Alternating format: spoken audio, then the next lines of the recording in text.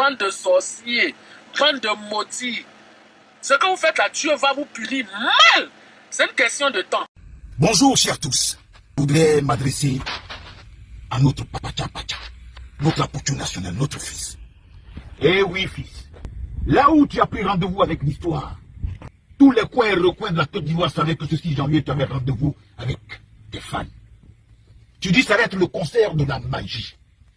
Mais je voudrais te dire, mon fils, ta prestance, ta chorégraphie, je voudrais te féliciter d'abord pour ta détermination, pour ton abnégation, pour ton fighting spirit, pour ta volonté de franchir cette fameuse ligne d'arrivée.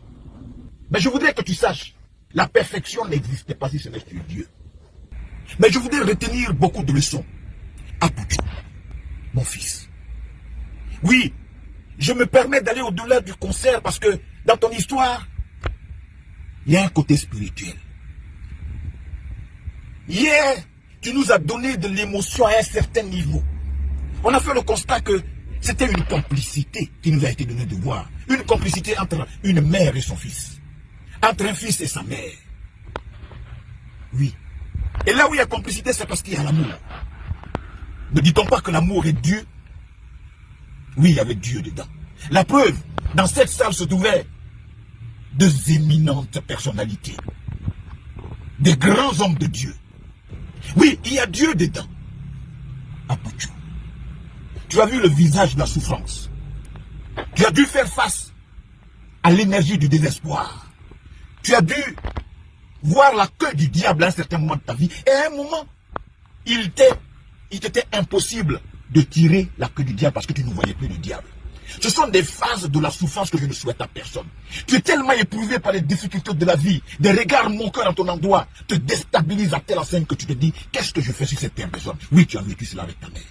Vous avez fait le tour de toutes les maisons du monde. Ton père, oui. Là encore, tu nous as fait pleurer. La partie où j'ai coulé des larmes sans me rendre compte, c'est quand tu disais, oui, papa,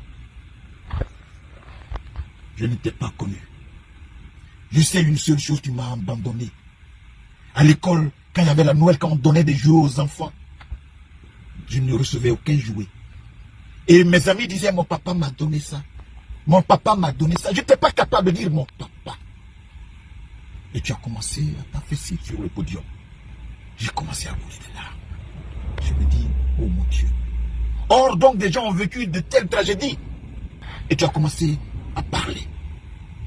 C'est-à-dire cette boule que tu as traînée depuis longtemps. Je comprends pourquoi chaque fois que tu faisais tes vidéos, quand on parlait de ton père, surtout quand tu disais que ta mère faisait référence à ton père, tu disais non, maman, je ne veux pas en parler.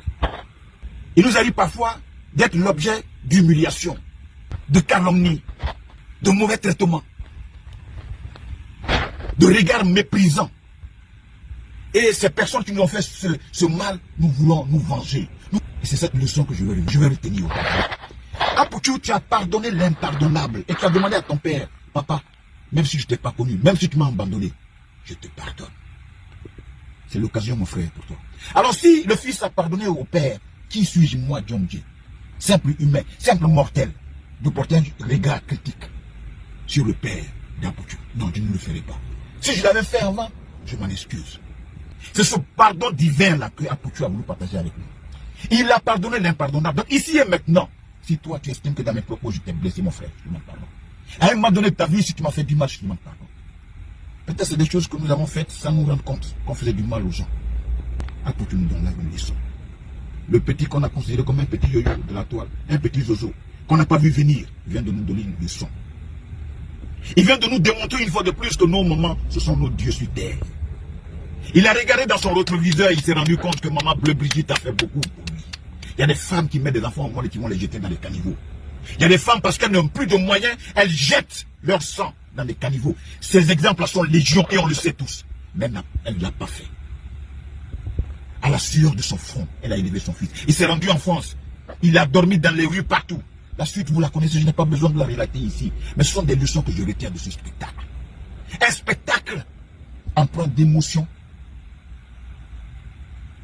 Oh non. Apoutou, merci pour cette leçon de vie. À ton jeune âge, tu reconnais que ta mère est ton Dieu sur terre. Que Dieu continue de t'inspirer. Je n'oublierai jamais ce 6 janvier au Palais de la Culture.